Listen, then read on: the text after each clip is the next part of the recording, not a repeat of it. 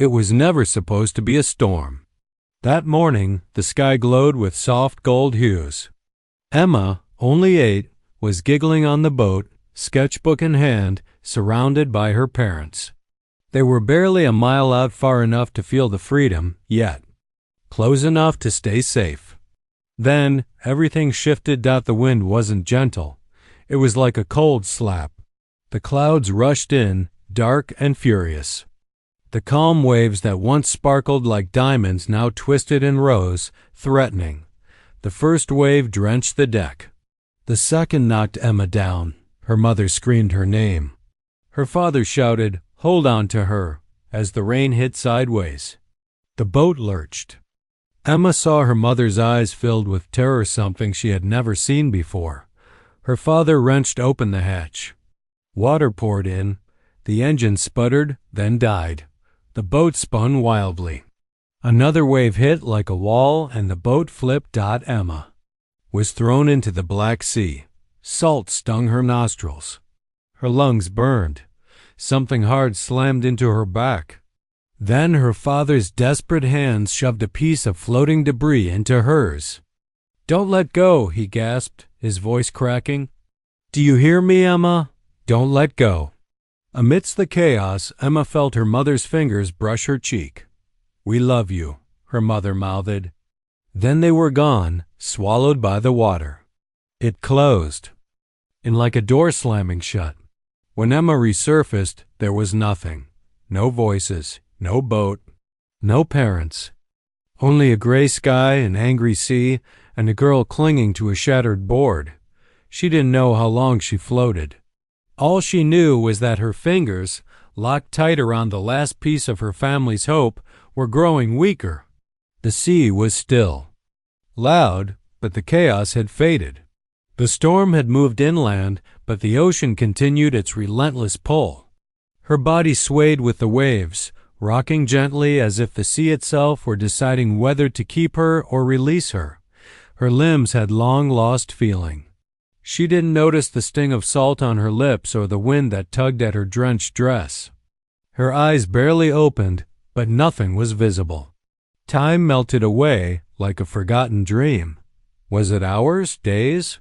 The sun rose and fell, only to be swallowed again by clouds. She wasn't sure if it was the sun or just her mind flickering. The sound of her mother's laugh, her father's voice calling her name, came and went like fleeting memories. At times she reached out for them, but there was nothing. She tried to scream, but no sound came. Her throat was dry and her chest too weak. The salt water had claimed her voice, leaving only her hands, still gripping the broken board. Letting go meant saying goodbye, and Emma wasn't ready for that. She didn't know where she was or why she was still alive, but deep inside something refused to give up. As the sky darkened once more, the tide shifted. Emma didn't notice. Her body, limp and unresponsive, floated about 300 meters from a rocky shore, but no one was looking. No one except Kota, a German shepherd with a keen sense and a quiet loyalty, paused mid-step, his eyes fixed on something in the water. His paw hung in midair. He wasn't chasing gulls or sniffing the sand like usual. He was focused, sensing something out of place. His owner, Nora, was several steps behind, unaware that her world was about to change again. "What is it, boy?" Nora asked, but Kota was already moving. He bolted across the rocks, barking once, sharp and desperate. Nora's heart skipped. "Kota, wait!" she shouted, but the dog was relentless. He reached the water's edge, pawing at the surf, his body trembling, not from fear, but from focus. He barked again, a plea for help. Nora's breath caught in her throat as she saw the flicker. At first, it was just the waves, gray and indistinct. Then it moved. Something bobbing, lifeless. A child. "Oh my God," Nora whispered, heart pounding. She fumbled for her phone, calling the Coast Guard. "We have a child in the water about 400 meters out north shore." "Please hurry." But Coda didn't stop. He stayed, planted at the shoreline, watching the sea like it had taken something precious, and maybe it had. Out there, a little girl was slipping under. The voice on the phone was calm but urgent. "Rescue. Team en route, ETA 6 minutes. Do not enter the water." 6 minutes felt like eternity. Nora's eyes were fixed on the small, lifeless figure. Emma drifted, barely moving, the waves pulling her away. Then Coda broke the silence. He stepped into the cold water, his body low and strong. He swam with purpose, every movement aimed at the girl. Nora's heart raced. Please let him reach her. Kota closed the distance.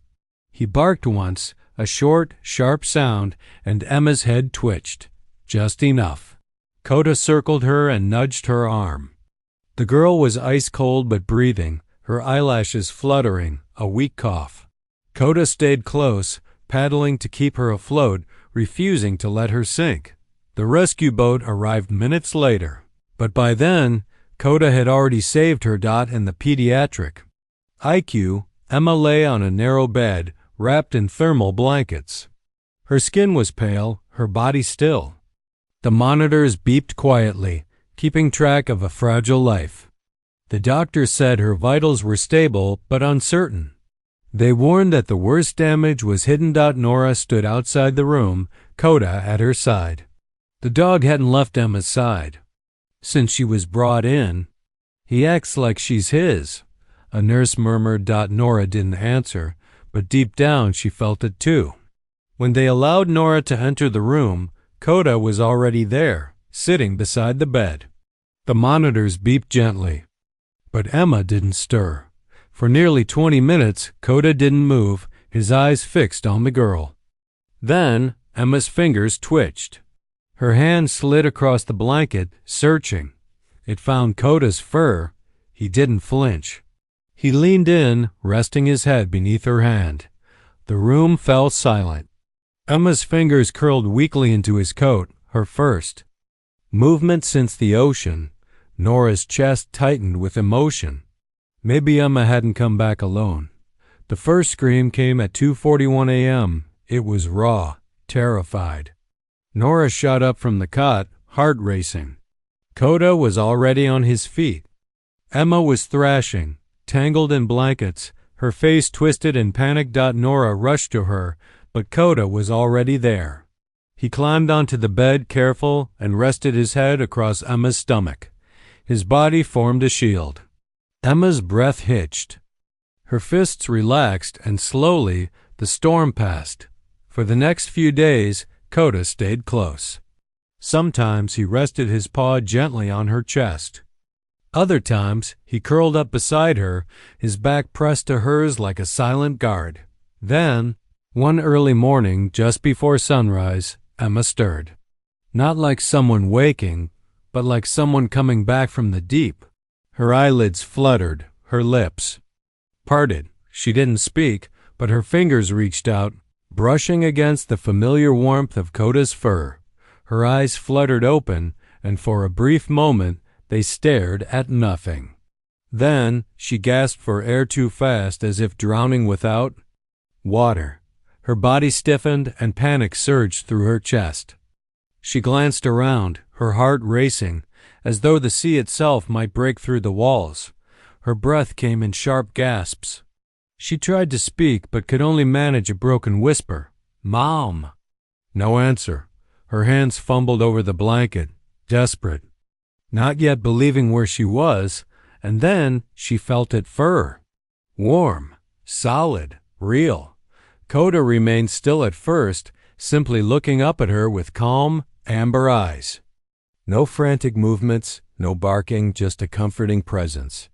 Emma stared at him in disbelief, as if unsure he was real. Then her bottom lip quivered. Slowly, shakily, she reached out, her fingers brushing against his neck, gripping the fur. Holding on? She didn't cry, didn't scream, but her whole body trembled. Coda leaned in, gently nudging his head beneath her arm.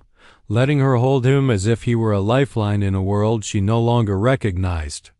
Nora stood in the doorway, watching in silence. She had lost her own daughter a year ago, but nothing, not the stillness of her house, nor the weight of her own grief, had prepared her for the sight of this child. Emma wasn't screaming, wasn't crying, but Nora saw it, the frozen terror in her eyes, the kind of fear that comes when waking up in a world that no longer makes sense. There was a vacancy in her gaze, as if her soul had yet to return from the sea. And when Emma's hand found Coda's fur, the way she clung to him, not like a dog, but like breath itself, Nora understood. This child knew what it meant to be left behind, but survival doesn't mean coming back. Completely, not all the way. In the days that followed, Emma remained silent, breathing, eating, existing, but not truly present. Her body had washed ashore, but her spirit was still adrift. Then, one afternoon, the sky darkened again. A distant rumble filled the airlow, far away, barely perceptible, but Emma noticed. She sat by the window, her sketchbook in her lap, quiet eyes watching the gathering storm. Coda lay at her feet, his head resting against her as he always did. Outside, dark clouds rolled in, thick and low. Then a second rumble, deeper, closer. Emma froze. She didn't blink, didn't breathe. When the first flash of lightning split the sky, followed by a thunderous crack, Emma's pencil slipped from her hand. Her sketchbook fell to the floor, forgotten. And then she began to shake. Nora saw it from the kitchen. Emma's small frame curled into itself, hands clutching her knees, eyes wide and unblinking, like she was back in the storm, back on the boat, back where everything she loved had vanished beneath the dark waters. She didn't make a sound, but her body spoke volumes. Before Nora could reach her, Coda was already at her side. He pressed against her, his body firm and steady, as if saying, "You're not alone." He tucked his head under her chin, gently nudging her until she wrapped her arms around his neck. And then Emma broke, not with screams, not with panic, but with quiet, trembling sobs. The tears came from somewhere deep inside, from a place she had locked away. She cried into Coda's fur, and he didn't move. He stayed there, listening, holding her, not trying to fix anything, just being there. And maybe, for that moment, that was enough. When the thunder rumbled again, softer this time, Emma whispered through the sobs, almost to herself, "They're really gone." Coda licked her cheek and something shifted. Not the pain, it was still there, but something around it. A faint thread of belief that maybe the world hadn't taken everything. It had left her someone, Coda, Nora, a warm room, a place to land. From that day forward, Emma began to come back, not because she forgot, but because someone stayed long enough to remind her that she was still here. After the storm broke inside her, Emma started to settle. Not all at once, and not with certainty, but the weight on her shoulders eased. Her eyes no longer darted at every door. She still flinched at thunder and hesitated before speaking, but now she spoke softly, sparingly. It was a beginning. Coda was her constant shadow. Wherever Emma went, he was a step behind. If she sat, he lay beside her. If she lay down, he curled up next to her ribs. Together they breathed, together they healed, and slowly, the girl who had floated in silence began to return to herself. One afternoon, the child welfare office called. Her parents had been found in the wreckage of the boat. The report confirmed what Nora had suspected but had never voiced. There were no other family members, no one else coming, no one left. Nora sat in the kitchen with the file in her lap, her heart heavy. Coda rested his chin on her knee, sensing the shift in the air. She waited until evening to tell Emma. They sat together in the quiet, the soft gray moonlight spilling into the room. When Nora spoke, she did so gently. Emma didn't cry. She didn't ask questions. She just listened, her gaze fixed on the floor. Her hands folded and her lap out. After a long silence, Emma spoke, her voice barely audible. "They tried to save me." "They did," Nora replied softly. "And they did save you." Nora hesitated. The words caught in her throat. She looked at the little girl beside her, so small, yet carrying so much. "I know I'm not your mom," she said quietly. "I wouldn't ever try to be, but I'd be honored to take care of you if you'd let me." Emma didn't speak, but she turned her head slightly, resting it against Nora's arm. Her fingers found Coda's fur again, gripping it tightly like something she couldn't afford to lose. She didn't need to say yes. Her body already had. And in that moment, something like family began to form, not with promises, not with papers, but with presence. 2 weeks later, the papers were signed. Simple signatures on simple forms, but to Emma, they meant everything. A new chapter. A new family. A place where no one had to drift anymore. Now, every morning, Emma walks barefoot on the dewy grass while Coda trots ahead. She laughs sometimes, really laughs. She talks to him like he understands every word. And maybe he does. She still carries the storm inside her, but it no longer controls her. And when Nora sees her one evening, curled up in a blanket with Coda, watching the stars, a small, quiet smile on her face, she knows Emma has come back. Not from the sea, but from the kind of silence that only love can reach. And sometimes, the ones left behind are the ones who fight hardest to return.